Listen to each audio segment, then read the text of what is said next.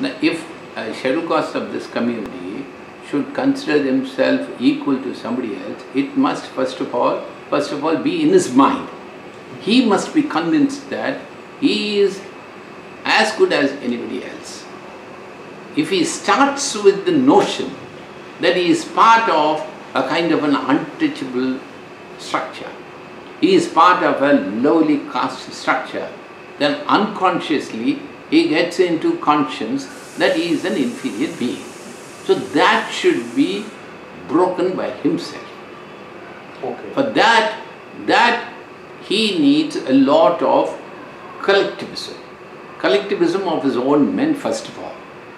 And then a proper restructuring of his own being in the society. Okay. Instead of simply saying that I am part of this scheduled caste system, I am part of the outcast system, I am part of the fringes of the villages, I am part of the illiterate community, I am part of the poverty-stricken people.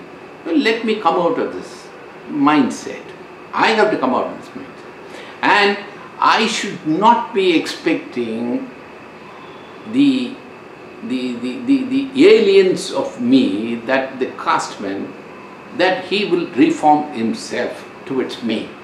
This is not going to happen, because caste is caste, and he is built upon this. He is built upon this unequal hierarchy, which he is not going to leave, because he is gaining enormously by that. So he is no longer going to give it up. But he will give up. He will give up harassing me. Once he realizes that I am becoming stronger and stronger. Once I start keeping him away, he will keep himself away from me. This will happen, this has been happening, that is why we have such a large reduction of these kinds of things happening in our country. You can't be saying that these incidences are increasing in number over the years. It is coming down. It is coming down in numbers, and it is coming down in degrees of violence also. Then, whether that has abated or not, there are lots of enabling provisos for me to gain educationally, to grow educationally, to acquire higher educational qualifications. With this, I can launch myself into a very valiant kind of a fight for my survival by keeping my enemies away. Where we have not been, I wouldn't say cheated, where we have not been enabled so much is on the economic sphere. The governments, while they have given several provisions for my education, has not done much on the economic side. As you know, lakhs and lakhs of crores of money are just being allowed to fritter into the hands of few select people. That much of money could have been channelized towards me. Then I would have become economically strong. And to that extent, I could have put my inimical forces away. This is where the country is failing me, I would say. The other area is the political scenario. All political parties, there is no exception to this. Including Dalits? Including Dalit political parties? Including maybe, there are very few of them. We can't be talking of these political parties in a big way. So, no political party has accommodated SCs in their party structure. All that they will say is, why I have done my constitutional duty of providing so many candidates in the there are some constituencies. That is not his duty. That is one party. Whether he wills it or not, he has to provide. But a real democracy is in party structures. I will give you one figure. It's a very huge denial. In Tamil Nadu, there are around let's say, round it off to 400 panchayat unions. Every panchayat union has at least 2 party panchayat presidents, party panchayat presidents or panchayat secretaries, union secretaries. Minimum 2. Minimum 2. Okay. Therefore, a party has around 800 panchayat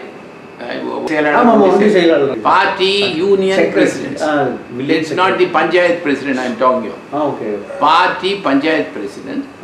There are 80 posts. Okay.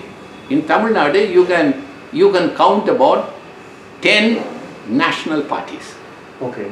DMK, Congress, CPI, CPM, and the MDMK, this and that. You can easily count about 10 of them who have these party union presidents everywhere.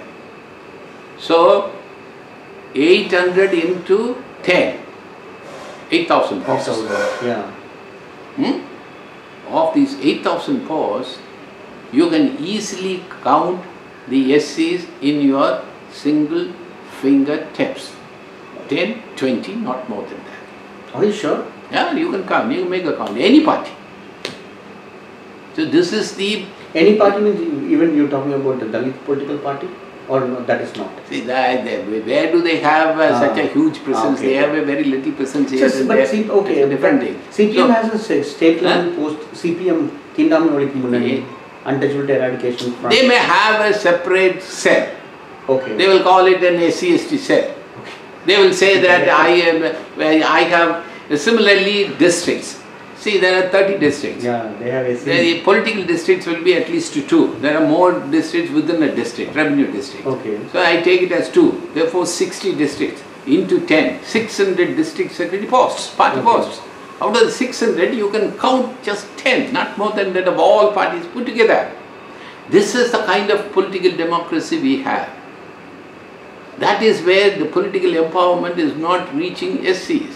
So even the reserve constituency have not helped to change the party structure? Nowhere, nobody. So what are the benefits of these reserve constituencies?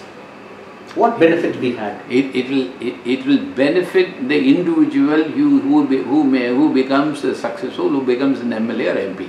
Okay. Of whatever party, of whatever. Even if you are in the BJP party and you become an MLA and MP, you can become a crorepati. So to that extent, it is helping SCs.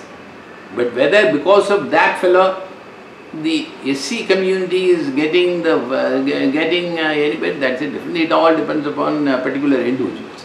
So why do we have to continue with that reserve constituencies? Not the panchayat, because panchayat I think did a lot, many changes. You don't even want this kind of a little presence of SCs in the political scenarios. Because of them only, whenever we protest, they say them actually. See, in this country, what we have is an electoral system. Yeah. The democracy is based on the electoral system. And the electoral system is controlled by 80% numbers. The numbers count. No theories, no philosophies, no concepts, nothing counts in this. Only the numbers. And the SCs, though they are 20 to 25, not 20, they are only 15%.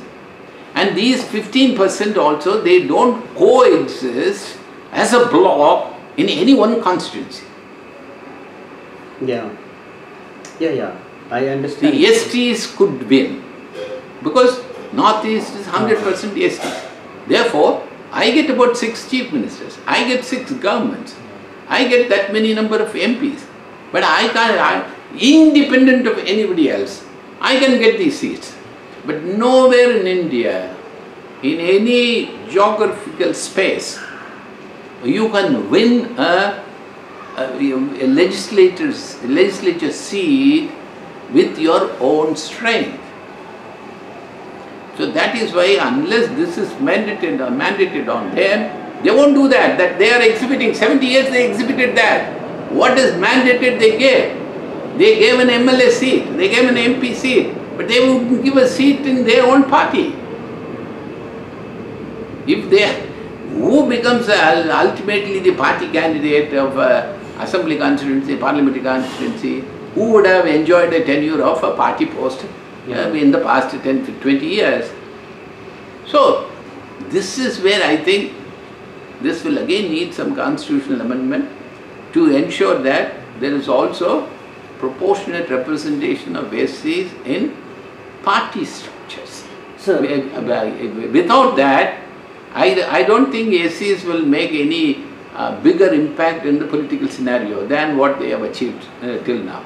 I don't think it can exceed. That is why in Tamil Nadu, one Thirumavalavan and in Krishnasamy, at best they can secure one seat. Not, but then nowhere they can gain any more seats. So why